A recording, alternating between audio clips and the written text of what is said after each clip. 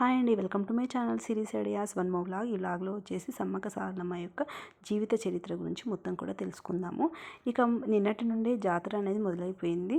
ఇక మొత్తం 4 రోజుల పాటు అంగరంగ వైభవంగా జరుగుతుందన్నమాట. ఇక నిన్న అంటే 28వ తారీఖు సారలమ్మను గద్దెపైకి తీసుకుని వచ్చారు. ఇక ఈరోజు 29వ తారీఖు సమ్మక్కను కూడా గద్దెపైకి తీసుకొని వస్తారు. ఇక ఈ కథ అనేది తెలుసుకుందాము. పూర్వం కోయదొరలు వేట కోసం అడిగి వెళ్ళిన సందర్భంలో అక్కడ వారికి పెద్ద పులుల కాపలా మధ్య ఓ పసిపాప కనిపించింది. పాప గూడానికి వచ్చినప్పటి నుంచి అన్ని శుభాలే జరగడంతో కొండదేవత ఆ రూపంలో ఉందని నమ్మారు. మాఘశుద్ధ పౌర్ణమి రోజు ఆ పాపకు సమ్మక్క అని నామకరణం చేశారు.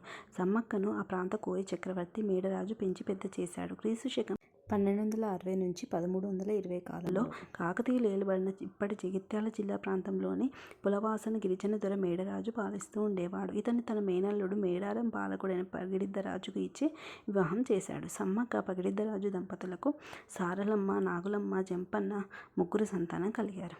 మేడారాన్ని పాలిస్తున్న పగిడిద్దరాజు కాకతీయుల యొక్క సామంతుడు. కరువు కాటకాల వలన ప్రజలు శిస్తు కట్టలేదన్నమాట. దానివల్ల ఏమైంది, కాకతీయులు సామంతునిగా ఉంటే శిస్తు కట్టకపోవడం వల్ల ప్రతాపరుద్రుడు పగిడిద్దరాజుపై సమరశంఖం పూరించాడు. ఇది గమనించిన గిరిజనులు ప్రభుత్వంపై తిరగబడేందుకు సిద్ధమయ్యారన్నమాట. ఇక మాఘశుద్ధ పౌర్ణమి రోజున మేడారంపైకి కాకతీయ సేనలు దండెత్తారు. ఇక్కడ చూస్తున్నారుగా, అందరూ కూడా ఓడిబియ్యము, అలాగే పసుపు, కుంకుమ, బంగారాన్ని కూడా అందరూ సమర్పిస్తున్నారు. ఇక అక్కడి నుంచి కథ అనేది కంటిన్యూ చేద్దాం.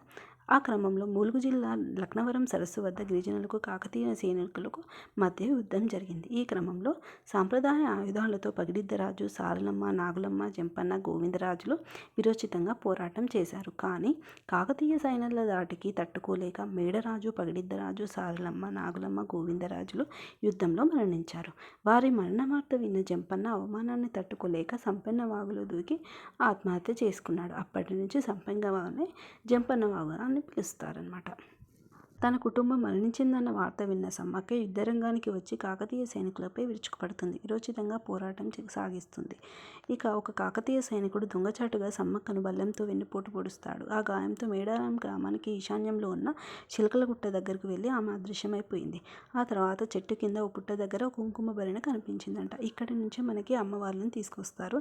ఆ తర్వాత తప్పు తెలుసుకున్న ప్రతాపరుద్రుడు సమ్మక్క భక్తుడిగా మారిపోతాడు.